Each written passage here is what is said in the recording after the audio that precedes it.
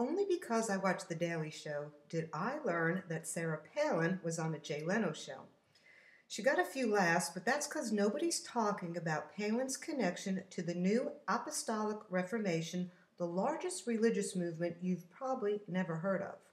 The New Apostolic Reformation is a religious network of elites and the humble, drawn from the ranks of business and governments throughout the world and into a network of prayer warriors in all 50 states within the ranks of the U.S. military and at the far reaches of the globe, all guided by an entire genre of books, texts, videos, and other media.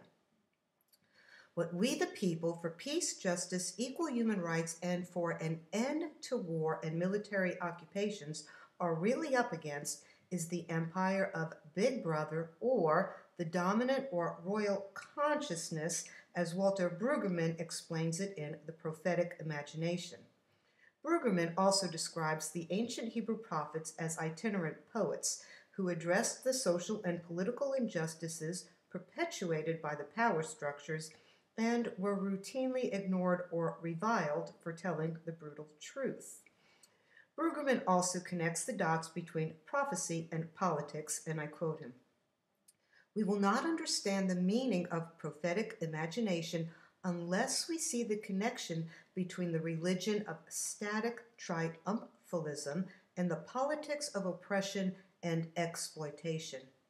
Now, royal consciousness is what drives the structures of political power. Institutions that, devoted only to their perpetuation, exploit and oppress the very people they were charged with protecting and serving. Royal consciousness is concerned with maintaining the systems that will increase power and wealth for the few. Perpetuating the status quo is the foremost goal in the maintenance of royal consciousness, and it runs through church, state, and corporate media. Hierarchy always interprets any expression of doubt or inquiry as a threat. Those that question a policy or decision are perceived as undermining authority, but dissent and investigative journalism are the means to assure a healthy democracy. In 1958, Edward R. Murrow warned that as television became more about entertainment and not so much about shows of enlightenment, the republic would be dumbed down. The royal consciousness thrives when people are in a state of comfortable numbness, and they are easily anesthetized by politicians who also can do a little stand-up comedy. Royal consciousness thrives whenever we do not see the other is also us, just in different skins and places and time.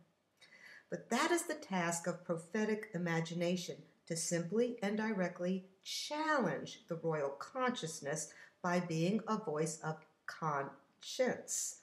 And it begins with another quote. "Spying on America has become big business, and wherever a text copy accompanies this video link, there is provided for you the links to explore Krypton's John Young on Alex Jones TV, The Internet is a Police State Surveillance Grid, and the link to the 22-page Microsoft document outlining how Microsoft stores all of your private data in their online servers and helps government agencies obtain your private info without the need for court orders."